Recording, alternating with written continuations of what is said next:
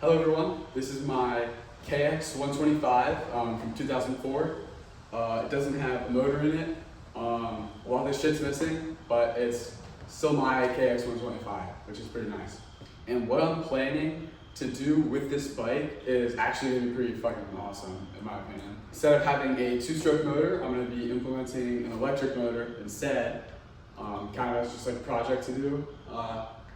And so yeah, hopefully we can get like the instant torque capabilities that electric has. Not gonna be easy. Mounting all this stuff's gonna be difficult. This frame is also missing a lot of parts. I can name a few, like the rear brake, almost the entirety of the rear brake assembly. A lot of the shits for the plastics are missing. Throttle, a lot of stuff. So we're gonna need to be, watchful about that. So this is the battery I'm going to be using, at least for the first little bit of time while I am riding this bike after it's fully assembled. This thing has a max output of about 24 kilowatts, which is 30-ish horsepower, which obviously isn't going to be as much as this bike usually used to push, which is around 33 to 36 horsepower. So we are going to be losing a little bit there. Obviously electric gives you instant torque, you don't have to worry about RPMs and whatnot, which is a nice component about electric.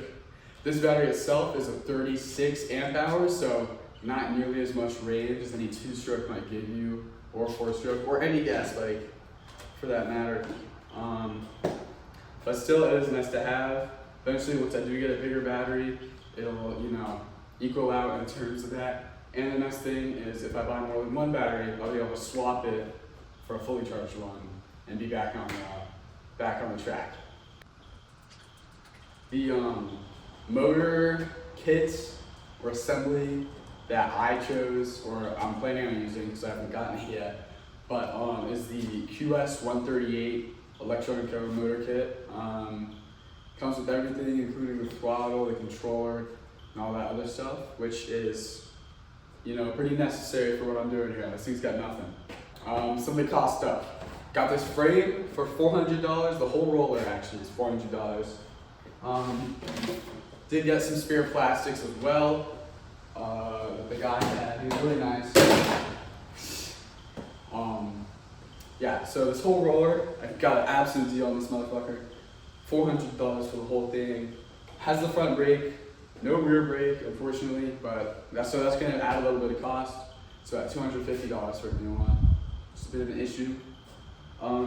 This battery right here, Amorge lithium-ion, 72-volt battery, pushes a max output of 360 amps for 10 seconds. No one gives a fuck about that, but anyways. Yeah, so this is $900, $400, so the main cost of this build is already up to $1,300. Which, considering what this is going to be able to do, is an absolute steal. The QS128 motor kit is going to be, if we don't get a new battery, it's going to be $1,400, $1,500-ish. So that adds another $1,500 to the total, which brings it up to $2,800 in total. New sprocket and chain, I'm not totally sure how much that is going to cost. I'm just going to assume it's $100, which would bring the main price up to $2,900. Rear brake assembly, obviously $250, so that's going to bring the total cost up to $3,150.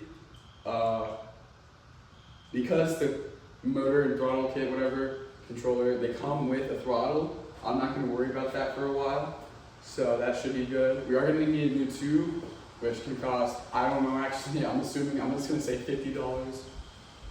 Which brings the total cost up to $3,200. Plastics are going to be expensive as well. For the end goal of this, I was thinking to do a retro style plastics kit. So pretty old plastics, green and purple colorway. Those are going to be pretty expensive, and putting them on is going to be a bit of a challenge, but it should be good overall. I mean, hopefully it's not too difficult. Plastics are plastics. What is my plan for the build? Yeah, that's the big one. Battery, pretty important component. If you can't fit your battery in the build, you can't really ride it. So this battery is pretty solid weight, nothing too crazy. Oh man, this thing's gonna be. Alright, we can fit the battery in like this, or if we need to, we can also fit it sideways like this. Shove that bitch in there. Oh wait, look at that. Pretty good fit, honestly. Nothing too crazy to be said about that. When the time comes to add a bigger battery, that is going to be a bit of an issue. This thing's gonna be for like maybe 5 miles and then we're gonna run out, so. My main plan for attaching the motor is to use this, actually, you know, I don't want to just grab my phone and show you what I'm talking about. This is a big issue. All right, so this is the, these 2 mounting brackets here are for the old motor, and there's nothing back in this area. However, we could also use the swing arm, sorry, as also a mount for the electric motor. I haven't really done anything there. The main issue, however, if we come around town here, around town Jimmy Brown, is lining up the chain with the motor, with all of the sprockets and whatnot. However, we can use spacers for these bolts, so that shouldn't be too difficult.